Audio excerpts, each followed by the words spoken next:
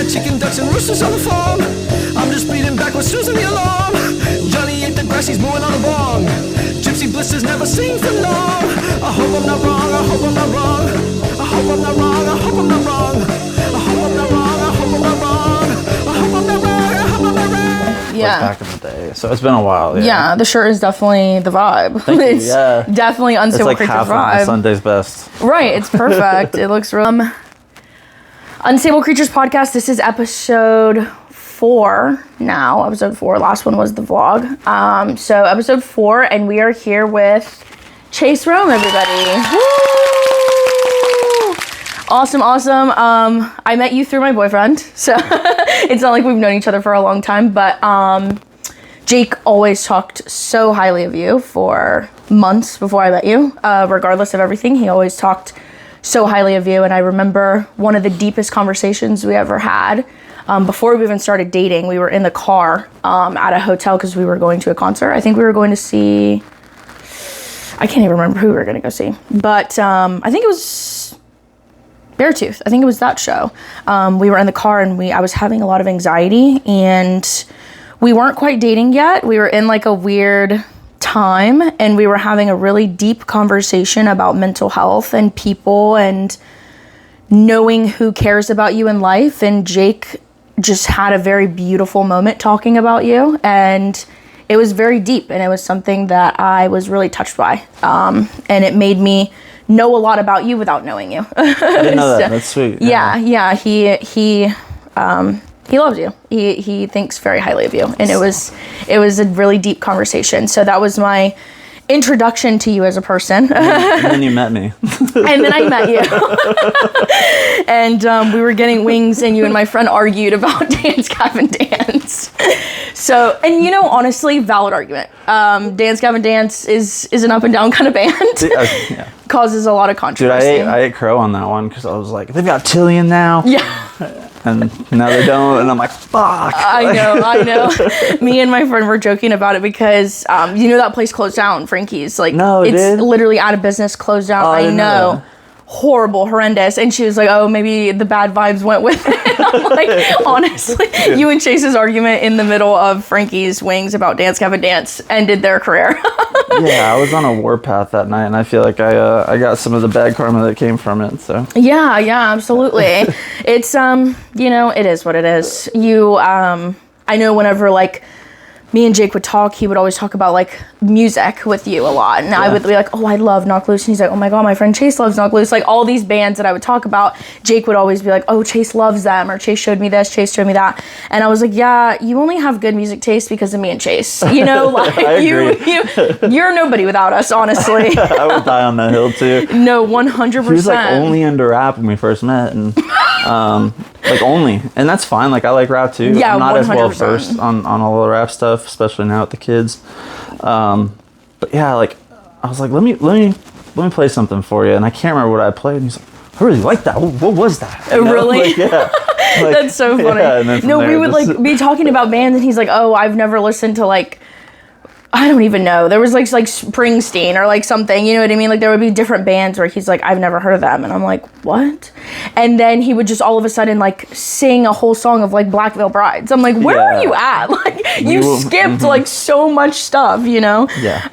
But yeah, There's Philly bands he didn't know, which like shocked the heck out of me because he's so diehard like Philly, and he didn't know who the Menzingers were. We went to a Menzinger show. Like I know. Yeah. Philadelphia is like, has so many bands that come out of there. Yeah. I'm a mad Wonder Years and Messingers hater, but that's just me. That's okay. I get it. It's not my vibe, but you know what? I love the cause. So I think I definitely wanted to kind of talk about your background a little bit, and I kind of want to get into MMA. Okay. Me and Jake in Austin, we went to B Team, and we saw. I obviously have no idea who any of these people are. Yeah. You know what I mean? But we had a really deep conversation about MMA that I want to get in with you and get your opinion on it, because it was a beautiful moment that I got to see, and I think of things on a super deep level. I think of things way beyond. So I definitely want to kind of get into that too, and what MMA has kind of done for you and what it means to you.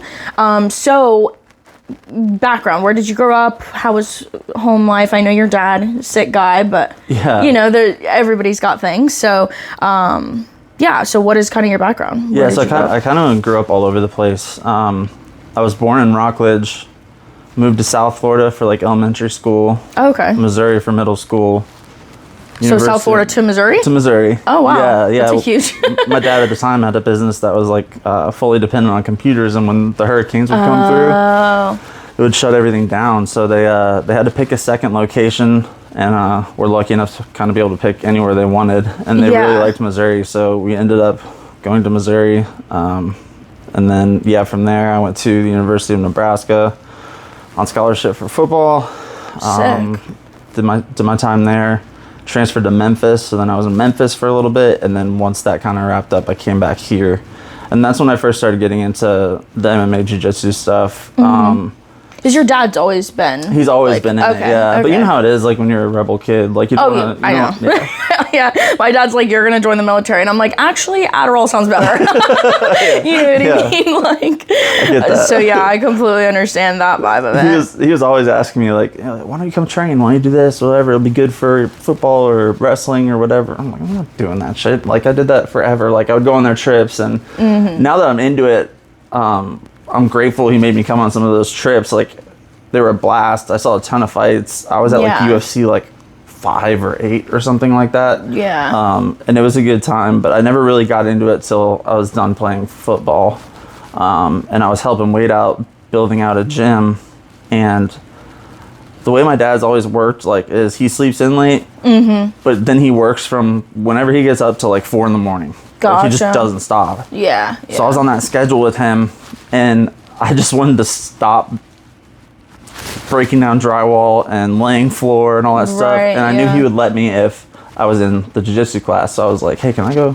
Yeah. He's like, yeah, go ahead. So jiu-jitsu doesn't sound quite gay anymore. Yeah, exactly. It's still pretty gay, but yeah, 100%. It's very gay. but that was like the hour break I knew I would get. So I started that way, and it's just evolved into such a big part of my life. Sick. Yeah, it's definitely it's an awesome thing to kind of watch from far. I'd never do jiu-jitsu or MMA, but I think it's very interesting, especially for comedy, to see how the two are so intertwined. So interlinked. It's crazy. It's such a weird thing because I never was with anybody that ever did MMA or jiu-jitsu or anything like that. And to be a comedian for a little while now and always loved comedy, and you know Joe Rogan's obviously a huge deal, and see that in Austin and just in the world, jiu-jitsu, MMA, and comedy are just so interlinked. Like half of the comedy clubs that are in Austin are all, the security is all like MMA guys that are like a big deal according to Jake, you know what I mean? And I'm like, that's so crazy. Even in Savannah, Georgia, Quentin Rosenzweig has a school up there. Great jiu-jitsu guy, but he does stand up. So it's kind of like a national thing too. I feel like it's getting further and further away from just being, you know, Orlando and Austin and LA. Like it's sort of like Savannah. I wouldn't think that those guys would be into it, but it's so crazy that, like, you know, I don't want to just say Joe Rogan because I know that, you know, Ron White and like a lot of people have done a lot of things in Austin, but for Joe Rogan to take MMA and comedy and make it such a close-knit environment is just wild. And it's so crazy, and it makes me excited to think that, you know, us moving to Austin potentially would be like ideal, you know, jiu-jitsu and comedy. It's wild. But that's cool. So your dad, I know that he is a pretty big deal for MMA vibe. Yeah. So that's cool that you kind of got involved with that.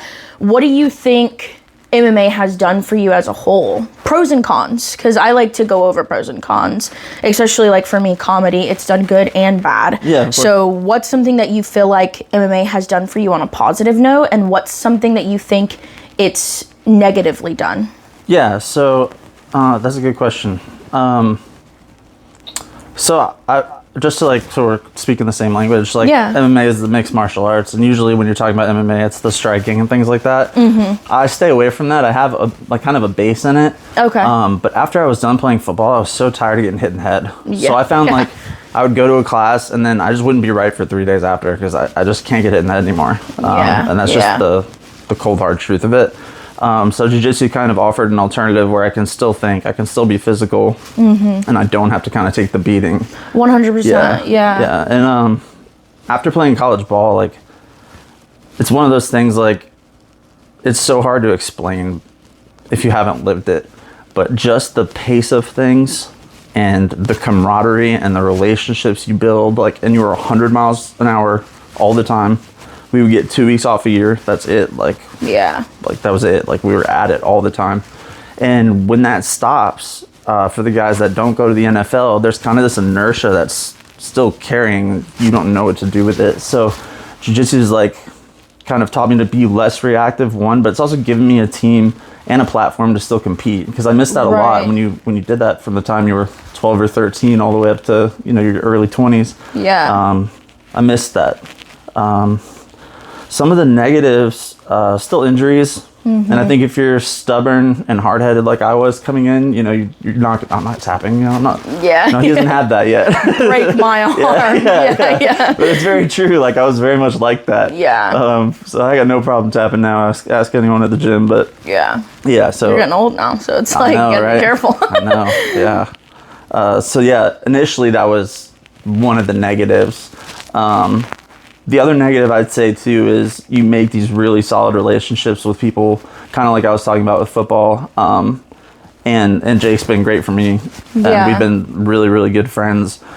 But so many people don't stick it out. So you sort of start these relationships and you're closer than, you know, some of the people you've known for a year or two just because you see each other every night and you're trying to beat each other up, and then they fade out or they disappear. And that's always heartbreaking. And that's just the nature of the sport. That's not specifically a gym thing, but the people that have stuck around, people that I got my black belt with, you know, it's like, it's a serious 100%, brohood. Because it's like, I hate to use the word intimate because I think that especially men have a weird connotation with the word intimate, but it definitely is an intimate relationship that you build with people, especially with the sport as a whole, because you see people at a very vulnerable point, and you see people at a very, you know, high conquerous point. You know what I mean? Like, it's, you see men at the very low, crying, hurt, upset, you know what I mean? And that's a lot in itself. And I can understand too how, like, people leaving, because I have BPD, I have borderline personality disorder, so people going in and out of your life is not something that I handle well. And I completely understand how that, like, is a huge negative aspect of it, because you build a relationship and you're at the gym a lot, you know, it's your dad's gym, so you are more involved than probably the average person. And so building relationships with people and then they're just gone and, like, not answering your texts or, like, you know, something like that is, like, super detrimental, you know.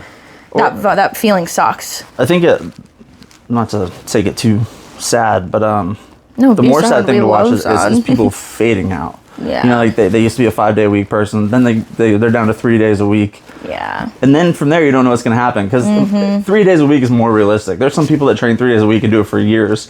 But you can kind of tell, like, when that's just not really what they came in to do, and then, you know, it's once a week, and it's like, oh man, I'm going to lose this dude. You know, that part sucks. So. Absolutely. Like you're saying, it's a gradual process. And that's, to me, like, for what I deal with, that's way worse. You know what I mean? Like, it's worse to watch someone slowly fade out than just, like, rip the Band-Aid off. Then they just rip the Band-Aid off and you never see them again. Because obviously it sucks, but, like, you can come to terms with it more versus the gradual, like, decline. That is really unfortunate, and I completely understand that. So that's really cool, though. MMA.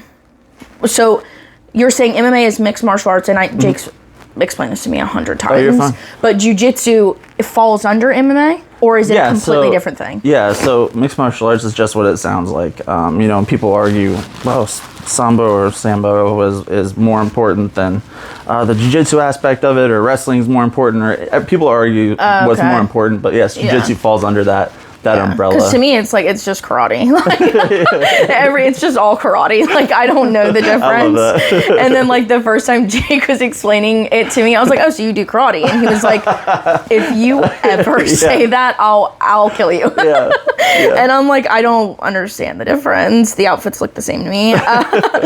But yeah, that's so funny.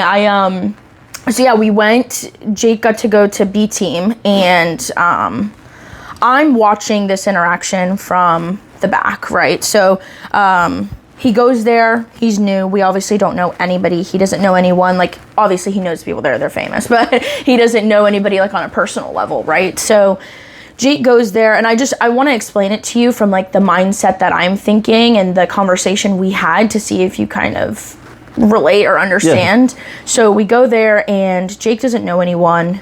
He's brand new there. Nobody knows him from Adam, and everyone's super nice, very accommodating, explanatory, awesome, very considerate, very nice people. And I'm watching Jake, interact with all these people and talk to them, and they're obviously very high level jiu-jitsu people, men. They're very serious. They're super high level, very professional. And I'm watching from the sidelines, and I'm thinking in my head, like, I don't necessarily know how I want to word it, because the way I worded it to him was a little bit different, but I guess I'll just say it. So Jake is obviously, he's experienced, but he's not like as high level as them. He doesn't have a black belt, but I'm watching him from this perspective of like, these people don't know him. They're very in shape. Like, nobody looks like Jake, and no one's looking at him any different than the next person. And to me, that was like such a crazy thing to watch, like especially as a woman. Like if I go into the gym the way that I am now, not just a MMA gym, but like just a regular gym, like Planet Fitness, I feel like we are looked at completely different than like the women that are in shape or the people that are in shape, and you feel very out of place, you're awkward, it's cringy, like you're being judged, and you are, you know what I mean? Yeah. It's so unfortunate, but he goes to this place that's like everyone that is in the realm of MMA or jiu-jitsu knows B team, knows the guys that are there. It's a huge deal, and they don't look at him any differently at all. They don't, like nothing. He's just like one of them. They treat him like he's one of them, and they roll with him like he's one of them. Like you don't see that judgment. And I think that is such a beautiful, amazing thing that you guys get to have an experience, because at least as a woman, for me, we don't have that, like we never will. And I thought it was so cool. And we got into a really deep conversation about how this particular sport is so accepting of men, women of all shapes, all sizes, all skill level, all everything. And I just think it's so cool. So what do you feel like your experience has been with that? You're very high level though, so you've been in it for a while. I'm happy to hear that. Not every gym is like that. But overall, most gyms are. And I think when I think about it, I can't speak for the community or my gym as a whole, but everyone came in at one point and were scared and were maybe felt different or weren't sure what to do, who to talk to. You really have to put yourself out there to walk into a room full of strangers and be like, teach me what you know. 100%. You have to be so vulnerable. So I think everyone that has any time in the sport had that experience at one point or another, where they just had to basically have an ego death, because you got to be willing to do shit wrong too a lot of times. And some habits take years to break, or techniques take years to make fit into your game. So I think like in a lot of ways through that, it makes maybe someone that's a lower level or someone that isn't shredded coming in, they're doing the same thing that these high level guys did, which was at one point everyone was a white belt. You don't come in at any sort of belt, you come in the same as everybody else. So at least that's my take on it. I think that's probably where it comes from, or at least for me it does. I completely agree, and I think that Control does a great job of that too. You and your dad are just very explanatory, very professional, very to the point, and I think that it's a really cool thing, because I know that my personal experience, I went through addiction, and I've had a lot of issues with that, and there was a point in my life where I was like, you know what, I'm gonna replace this with gym. Not MMA, but just working out. I want to go to the gym every day. I want to get myself on a schedule and a routine. And when I first started doing that, I went to a CrossFit gym. unfortunately so.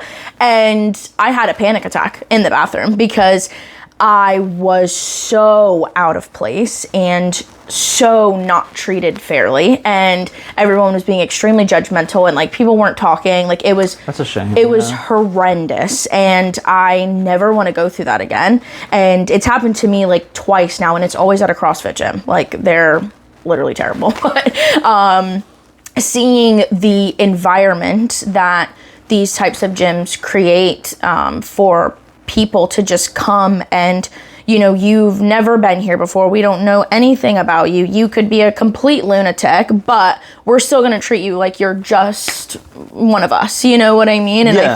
I think it's such a cool thing, and it's you know, it creates the brotherhood, like you're saying, and the camaraderie that is necessary to man. You know, it's something that is super cool, and I think it's really important for everyone, but especially men, to have an outlet like that. Yeah, you know, absolutely. it's a necessity. You have to have it. If I skip too many nights, my wife is like, go to the gym. Sleep there, please. Yeah, Like, exactly. that's so Exactly. funny. Yeah. So What's cool is, I'm sorry. no, go ahead. You're good. I was saying what's cool is being an instructor, kind of seeing people sort of come up through the ranks and then branch out and then help other people. Yeah. That's like my favorite, you know. And we have a girl at the gym now. She's only a blue belt, Ashley, but in a lot of ways, like, she spearheaded some things for the women's class. Yes. The women's only class, which is sick. Yes.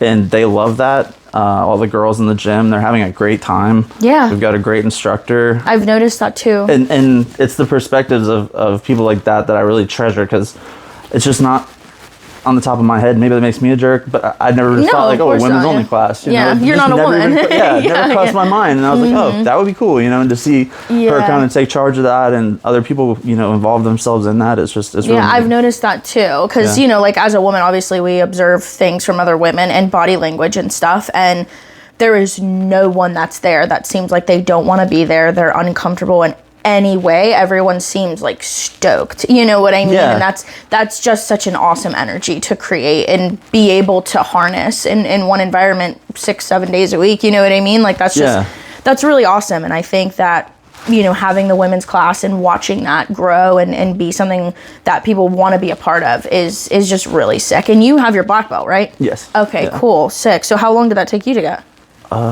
Shoot, about 7.5 years. Cool. I got it a little quicker, but I competed a lot. Yeah. So if you compete a lot, it tends to accelerate it a little bit. Yeah.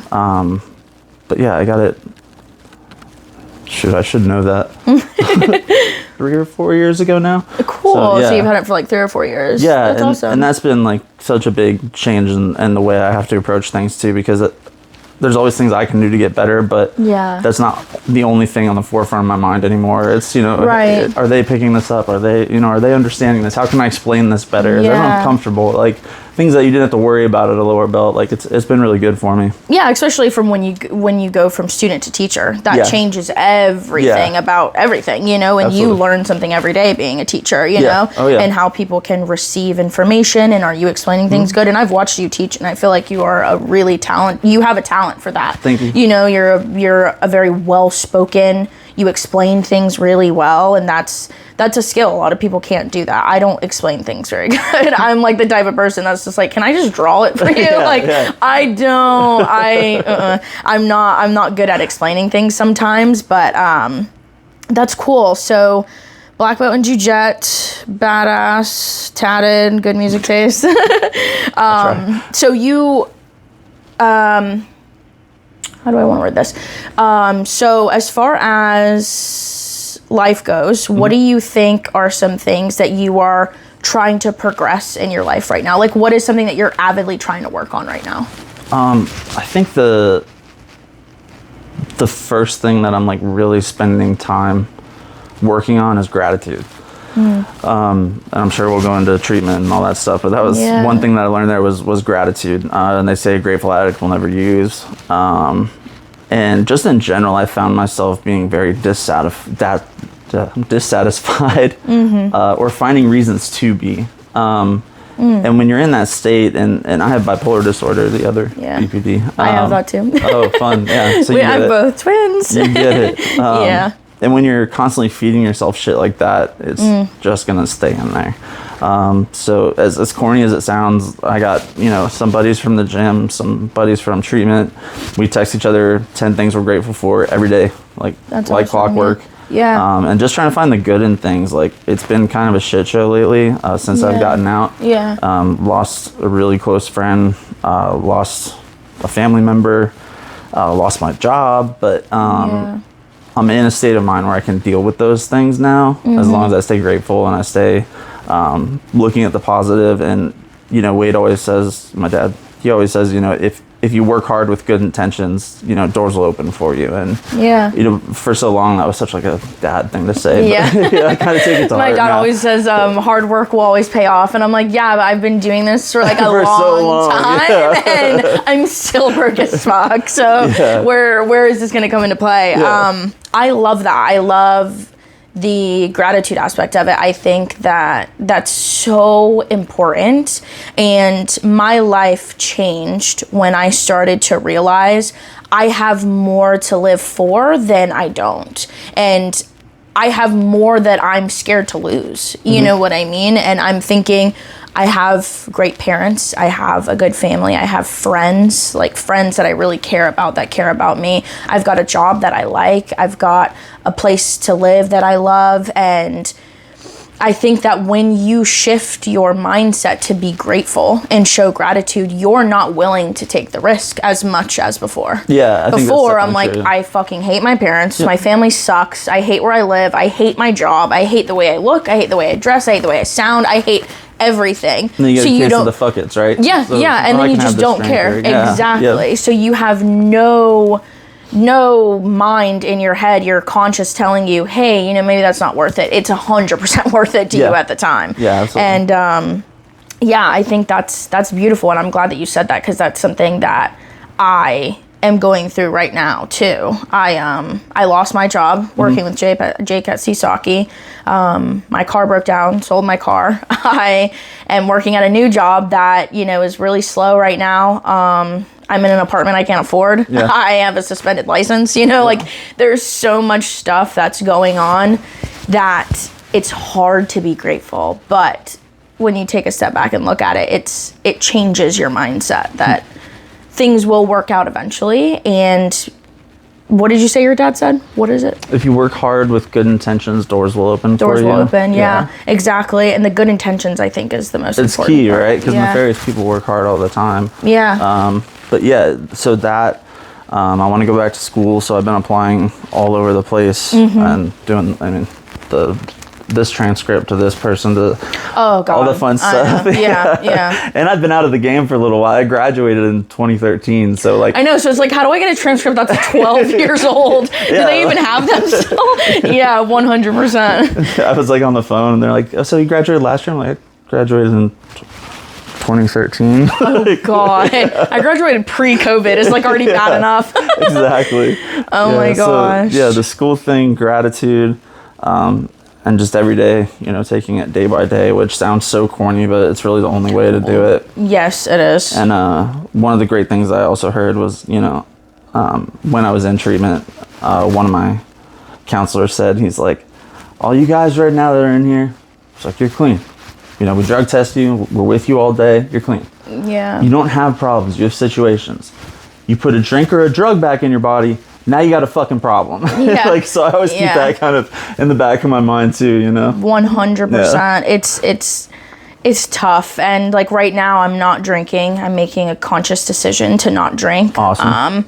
And I think that drinking was never like my thing, but it ignites my things, if that makes sense. Yeah, absolutely. Alcohol was my gateway drug. Yep. You know what I mean? Everyone's is something different, like weed or whatever, but drinking was my gateway drug towards a lot of other things. And so I, ever since I met Jake, things have really changed for me. Not really, they've changed astronomically. My life has changed completely when it comes to like my addiction and the way that I view things and the decisions I'm making, the way I'm spending my money, the way I'm living my life, the things that I'm eating. I eat like beef now, you know what I mean? Yeah. I eat steak. That's crazy. Hell yeah. So yeah, I think that when you make the healthy habits and make it a conscious decision every day, it's something that pays off in the long run. So, you went to treatment. I did, yeah. Yeah, so it got really bad. I'd been addicted to opiates and had an alcohol problem for a lot of years. Yeah. And always thought, I'll fix it by myself. And then there would be stretches of time where I would. That's the worst. Yeah. That's what the bipolar sucks, Yeah. right? Because it's like, okay, this week I feel like I've got my shit together. My life's perfect. I'm beautiful. I'm sexy. I'm gorgeous. I'm doing all this stuff. I'm killing it. And that's followed by this. And then the next week you're like, oh, I want to kill myself. You know what I mean? Exactly. Like, it's horrible. Yeah. But okay, so you made the conscious decision to go yourself, right? I did, yeah. I checked in voluntarily. So I did 30 days residential, 30 days PHP. So residential is obviously you live there. You're there 24 hours a day. PHP is partial hospitalization. So you're there like a job, like 9 to 5. And then you go home at night. I went to PHP with housing, so I was still on site. I did that kind of at the time. I didn't feel great just leaving. Yeah. And then intensive outpatient is where you meet 3 hours a day for 3 days a week. Okay. So it's kind of just like you step down each time. You kind of gain trust each time. Yeah. So yeah, wrapping that up. And how do you feel like that was for you? How was the experience? You don't have to like say the place you went or anything. No, yeah, it's I think for the first like 20 days, I didn't see one benefit to it. I thought I needed to see an eye doctor because my vision was just terrible, and I didn't realize that was a common side effect of post-acute withdrawal. Yeah. I remember like being on the phone, like, all this place has done has made things worse. Great, now I'm sober, but I feel like shit. I don't have any friends. I'm not at work. That's kind of what I was talking about with not being grateful. And I said it even before I went in. There's so many people that would trade spots with me right now. 100%. That want to be in treatment. Yes. So that's something that it's crazy that you say that, because that's something that I've been telling myself every day for the last couple months. Is that like, even though I think my life sucks right now, there is a million people that would trade spots with me in a fucking heartbeat. Right. Wouldn't even think twice about it. Right. You know what I mean? And so I'm glad that you said that, because that resonates with me. Yeah. And it took a while for things kind of to come around, but I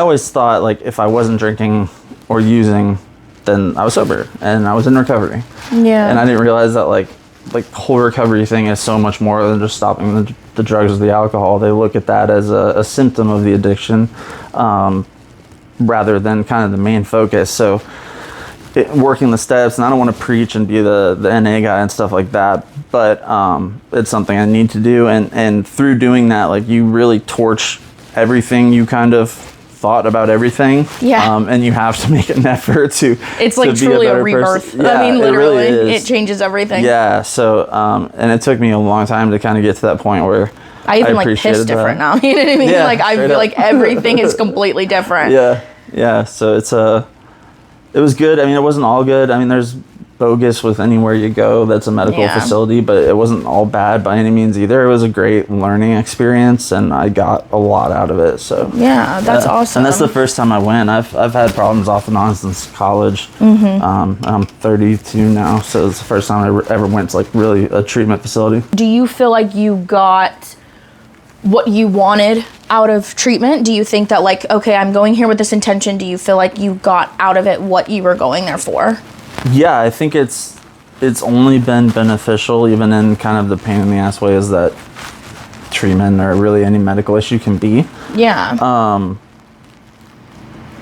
I don't like expect it to keep me sober forever, and they tell you when you go in, like, hey, treatment's not going to solve all your problems. Like, you still have to do a lot of the work, and I knew that, but I don't think I accounted for how much work I still had to do. I thought like, hey, once I get through this, I'm gonna be pretty good. And like, that's really where it starts, is when you're back in real life. So it just felt like starting all over, more so than like, okay, I've got a handle on this now. It was like they just gave me the tools to kind of deal with things. But putting them in practice is a whole different story, as I'm sure you know. So it's been growing pains, but I was happy with at least 2 of the 3. Yeah, I think, like I said before, the rehab is like such a crazy experience, because you, like I said, they put you in a bubble, and then you're like, okay, I have all these tools, I have all these things in my bubble, but then they pop the bubble and you're like back in life and back with bills due and work sucks and right, all of this shit, and you're like,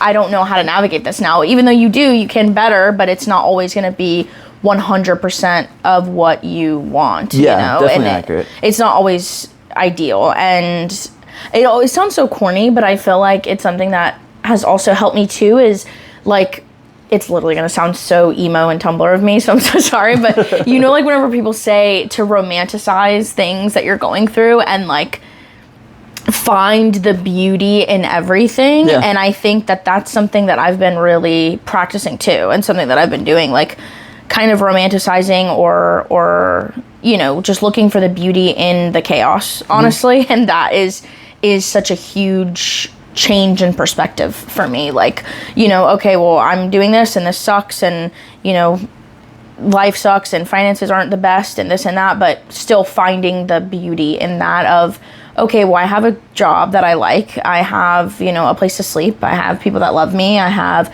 outlets, I do comedy, and that's going really well, and this and that. And I think that sometimes I struggle with guilt of like, I don't deserve this. Yeah, you know what I sure. mean? I think that's something that I really struggle with. Do you feel the same way? Not so much anymore, but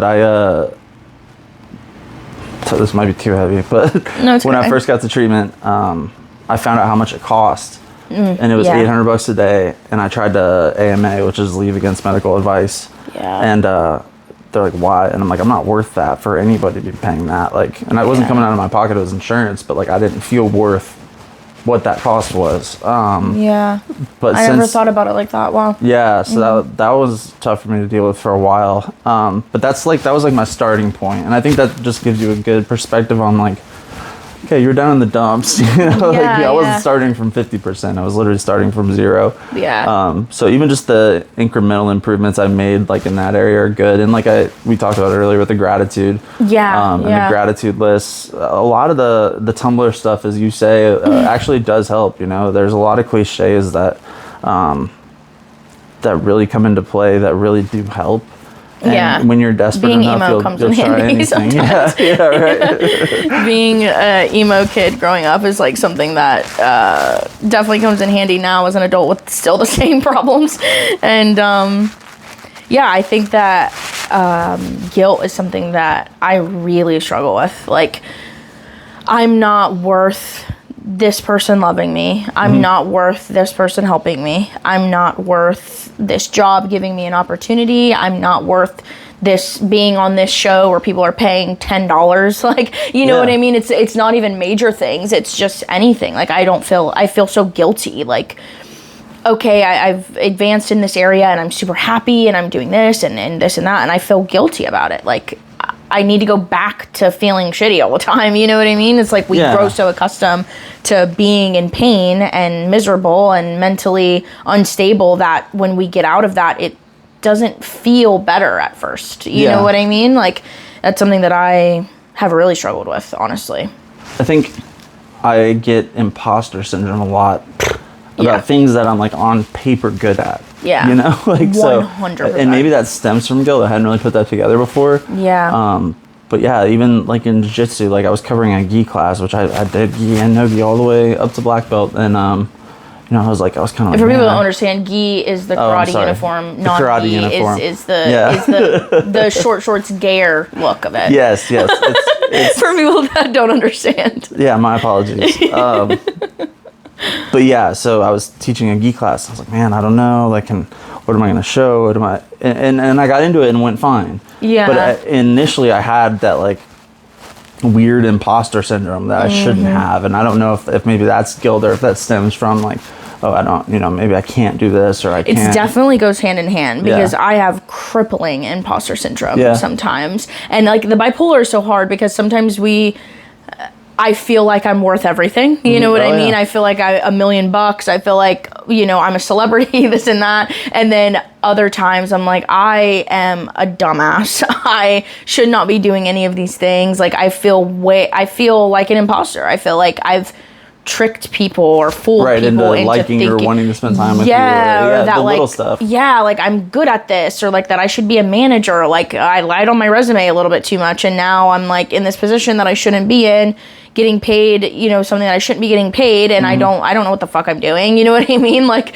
that's imposter syndrome is a horrible feeling, and it's something that I think keeps people in addiction. Honestly, it's something that addiction to anything really, whether it's, you know, drugs or gambling or whatever, it definitely is a mask for imposter syndrome at the end of the day, to me, is that we don't really feel comfortable with ourselves, so we'd rather be not ourselves. You know what I mean? Yeah, at the root of it, for sure. Yeah. I'd agree with that. Yeah.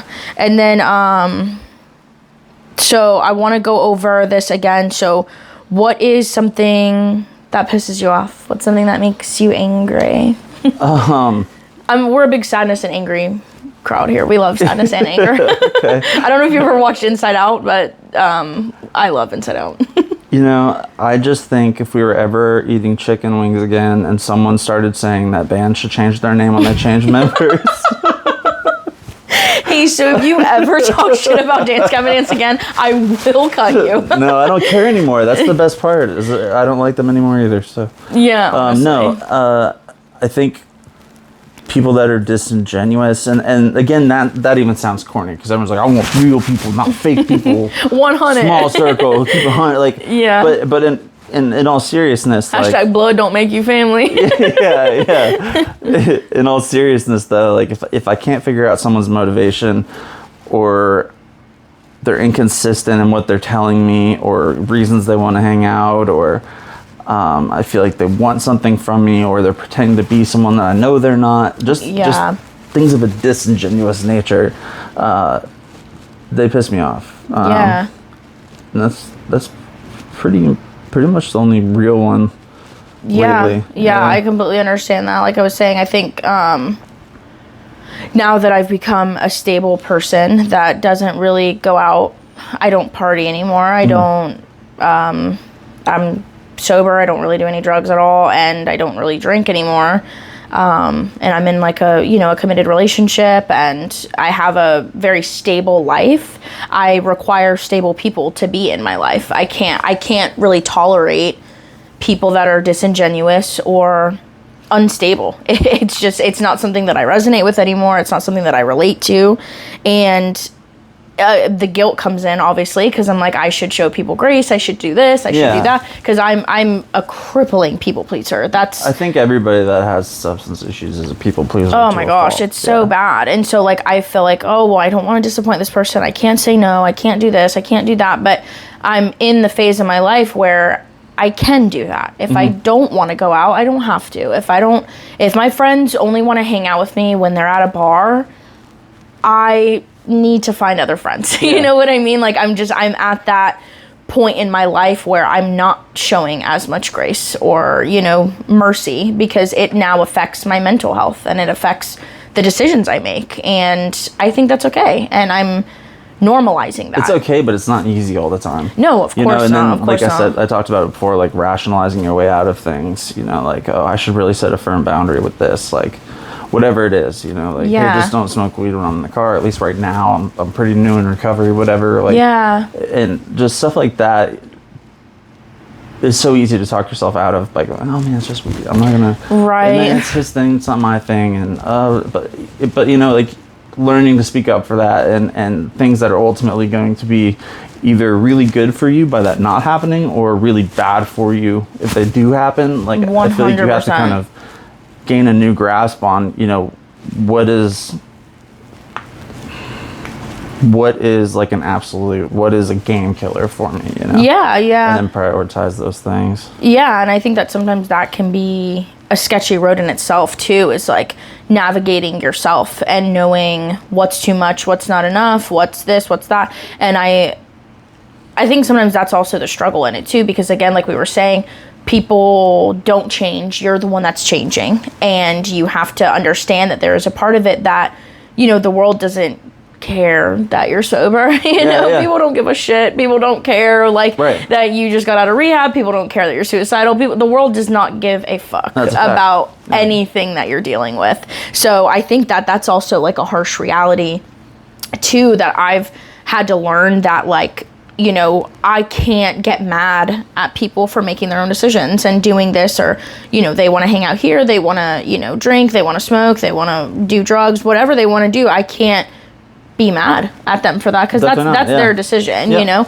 I can be frustrated at myself that I can't just be normal. You know what I mean? Like, why why can't I just like, why do I have to like drugs this much? Why can't I just be like everybody else and be like, oh, you know, every once in a while? But I'm not a once in a while person. It's like all or nothing for me. If I could successfully do it, I'd still be doing it. 100%. If I could just be a little if I could be demure with my drug use, I think that very mindful. If I could be very mindful and polite with my drug use, I think that I'd be fine. But I'm not demure or mindful with that. So I think that's a huge part of it, is being understanding of yourself and realizing like what you need and what you don't need is something that is huge. And you know, you're married, and being in a relationship is also hard during the process, especially because you've been with Corinne for a long time. So you 10 guys years last month. So you guys have been together for a while. So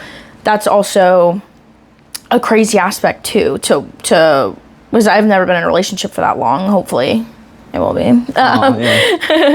But I think that having to, because I feel like in a relationship, you're responsible for that person's feelings and emotions. You know what I mean? Like you play a part in it. Yeah, I think you influence it heavily. Yeah. And even that's not like, on paper they'll tell you like, well, how they react is their decision. But if I walk in and I start screaming at somebody, like they're not going to feel good about it. Like, of course. They get carried away, in my opinion, on like the textbook side of that.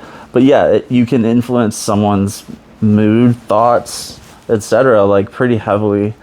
And right before I went in, you know, I knew things were going badly.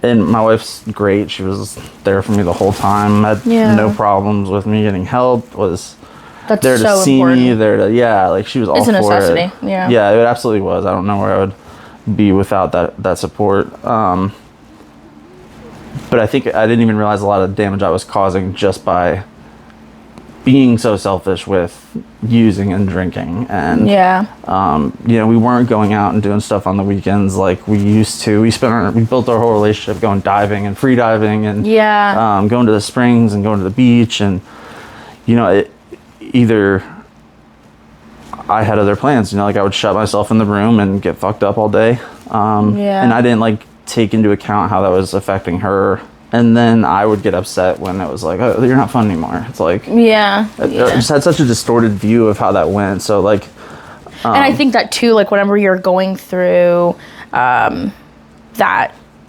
area of your life, you take everything so personal. And I think that's like, that to me. Well, because you're selfish. You think everything has to do with you. Yes. And you take everything so personal. Like for me, I was way more sensitive than I am now. Like if, you know, Jake were to tell me, hey, you're overreacting about something, I'm obviously gonna like be a little sensitive, but not even close to how sensitive I used to be. Like someone telling me that I'm overreacting would have like set me off the rails. Like, for me, it was more rational to think the world was conspiring against me because of X, Y, or Z than it was. We love that. We love that. It's like the main thing is so everyone wants me dead. Like that's everything. Everybody hates me and everyone wants me dead. I don't know why we love that idea. That's so funny. I feel like everyone that has struggled with things like me and you have struggled with, it's always like the world is pitting against me now, and it's helpless. It's like the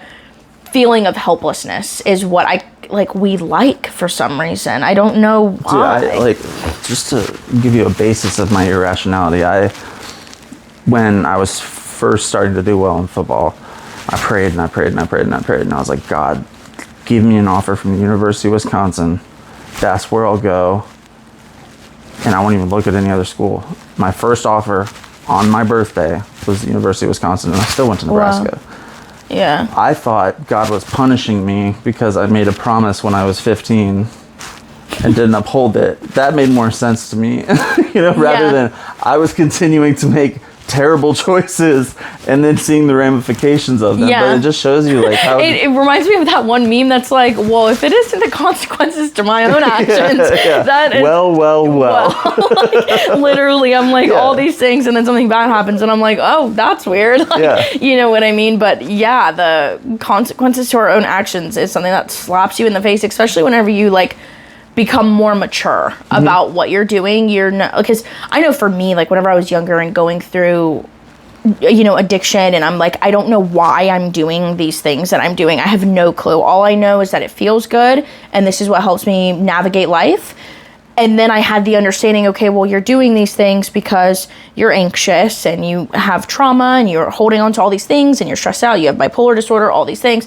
And so for me, I finally woke up and realized, okay, these are consequences because I was doing XYZ, or there are reasons to why I was doing these things. And when you wake up, honestly, is really, it doesn't mean you get sober. It doesn't mean you make better decisions. You just become more aware and you become self-aware to what you're doing. And something that I've said that it sounds so obvious, but like, and you hear it all the time, like the drinking and drugs don't help. Yeah. And it really does only make things worse. But like, and that seems like so obvious to someone that hasn't struggled with that, but it fixes so much in the moment, and you end up paying for it later, but you'll almost give anything for that brief respite as opposed to addressing what's at the core of the issue, Yeah, 100%. I completely agree.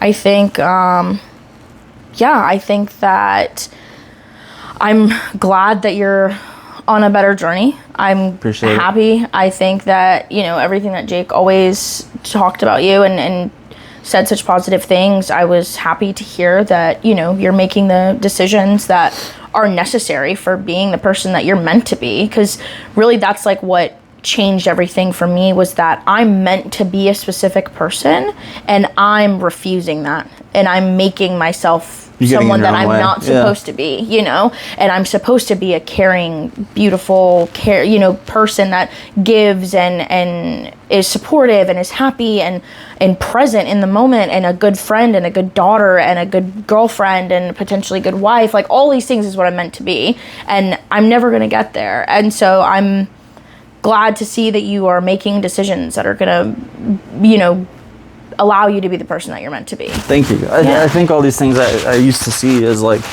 negatives now, I think I can use as lived experience to help someone else, And that's what I was saying. I don't know if it got cut out or not, but storage. Applying to grad school, and I want to be a counselor, a mental health counselor. Because I grew up in the Midwest and I rubbed some dirt on it culture. That kept on through college. I've had friends commit suicide that I think, had they asked for help at an earlier time, or really any time, would have prevented that. And having lived through some of that myself, seeing the consequences of it, having been in active addiction, having gone to rehab, like these are all experiences that someone out there needs someone to relate to them on, especially being like a masculine man, having the ability to be vulnerable with your emotions and normalize men, especially high energy masculine men, talk about these things.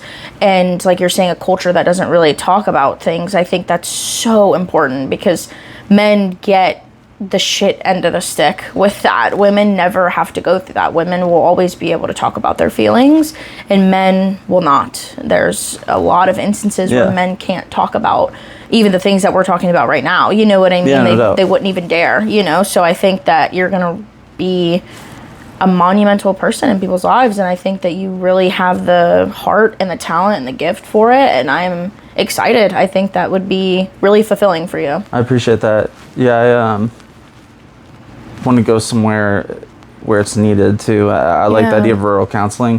which is a whole specialty I didn't know was a thing. That's crazy. Yeah. Because where I grew up is in the middle of nowhere. You know, Me if you don't have the too, like, resources, you know how tough it is. And there's like one therapist for the whole county. right, yeah, and she's like also your 5th grade language teacher too. It's like so weird. Some weird connection somehow, right? But yeah, and then if I can help other young men, and I think specifically with dual diagnosis, because it adds so much to just the addiction experience, and not that I'm so different or anything, but I feel like there's a lot more things you have to consider when you have a mood disorder 100%. as well as an addiction, you know, because a lot of the time it's like you said, you know, your brain's telling you all this awful shit and you got to sort out, okay, for me at least, I have to sort out, okay, is this my addiction telling me to do this? Is this my bipolar telling me to do this? Is this my rational mind telling me to do this? Is this, you know, like, and I have to kind of put them in categories, and I'm still learning how to do that, but it's been helpful, you know. And I always have to like step out and realize what's reality. You know what I mean? Because for me, like having a mood disorder or a personality disorder, it affects your reality.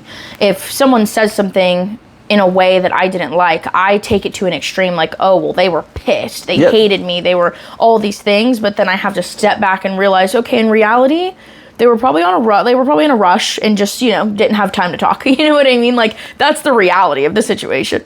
But to me, having a mood disorder, you like just exaggerate and exemplify everything, and everything's intense. There is no like, I'm kind of happy, I'm kind of upset. You're all the way up or all the way down. You're all the way up, or could give a fuck less. Like it's literally no ifs, ands, or buts about it. But one thing my father always said growing up, he's like, if you hear hooves on the bridge, think horses, not zebras, you know. And I always like that saying, because it's a funny way to remember for me, like, okay, what's the most likely thing that happened? What's most likely to have happened? You know, is Jake excommunicating me, right? And I've run out of sympathy and he doesn't want to talk about, you know, my stuff anymore, or is he a grown-ass man with a significant other who's working, who's, you know, like, 100%. but your brain doesn't go there a lot of the time. I know, you know? it's like they fucking hate me. Like like I said, we love to do that to ourselves. And then you get in this cycle, right, where something as little as that, it's like, okay, they hate me,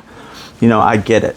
I'm worth being hated. And then that affects your mood. And then now I feel shitty, so I'm going to use. And then you like micro-analyze everything that you've done. Okay, well, it's probably whenever I said that. Or maybe it was whenever I called them and I acted like this. Or maybe whenever we had lunch the other day, I was acting weird. You like You'll find fault with yourself, though. Everything. You like micro-analyze every single little thing that you've done. And then it just makes you hate yourself even more. Like, and in my instance, like I would get to that point, like you said, I would analyze everything. I would get down on myself. That would affect my mood. I would use to fix my mood. I would hate myself because I used. And then I'd be back to feeling like shit about myself. And it was just this constant carousel that was like, I needed professional help to get off of. It's a vicious, terrible cycle, and it does take doing something extreme to break out of it, whether it's going to treatment, whether it's moving, whether it's, you know, starting over and moving back in with your parents and getting that divorce, or whatever the hell it is. It takes an extreme change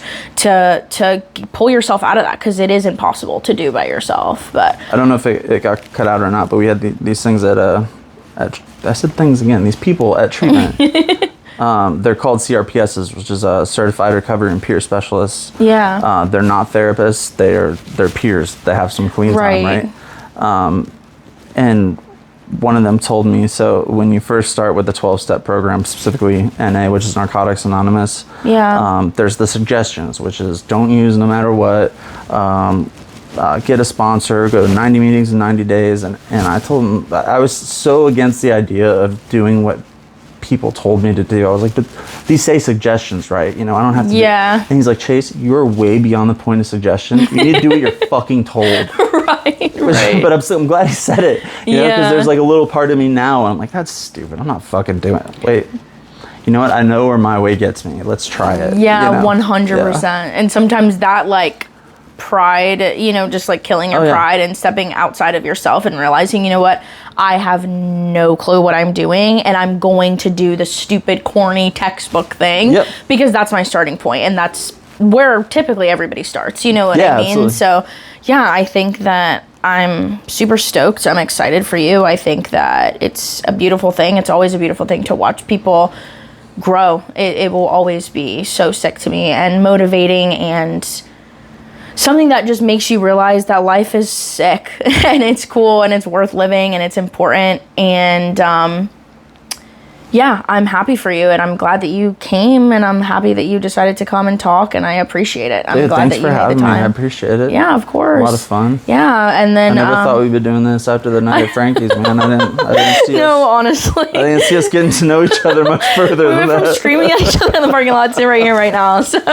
we absolutely love that. I appreciate any time that anybody gives me, and I enjoyed everything that we talked about, and I'm stoked. I'm just excited for you. Thank you. I appreciate it. I'm excited for you as well. Thank you for coming. All the Austin stuff. You're going to kill it. Yeah, we're doing our best. We're out there. My Kill Tony episode drops probably in a week, if not 2 weeks. So, Kill Tony. Can I say one more thing? Yeah, of course. You asked what pisses me off. Don't hear me out. Okay. People saying I'm moving to Austin, but you guys are like the exception, because everyone in jiu-jitsu, everyone wants to go to Austin. Everyone. It's like San Francisco now. And I'm so tired of people like, oh, I don't like Central Florida. I think I'm going to move to Austin. I'm like, what are you going to do in Austin? Like, do you work in tech? It's literally everyone. Yeah. Every comic that I talk to, like, oh, I'm trying to move to Austin. I'm like, okay, you and everybody else, Samantha. You guys said it, and I was like, holy shit, that makes sense. I'm like, that might work out for them. So props, first of all, but second of all, like, we're manifesting. Yeah, fucking make it work out there, because I don't want to hear this shit like, oh, I went to Austin, but it wasn't for me. Like, so I came back to Brevard County. Yeah. Get after it. Never. Well, thank you so much for being on. We appreciate it. Yeah. Peace out. Later, y'all. Watermelon goblin size of King Kong. Watermelon goblin size of King Kong. Glasses shattering, million fractions on my face. I can't seem to put them back together in one place. Fractured on my fingers, swollen tongue is out of taste. Cut down all my trees, I'm catching monsters by the lake. I hope I'm not wrong. I hope I'm not wrong.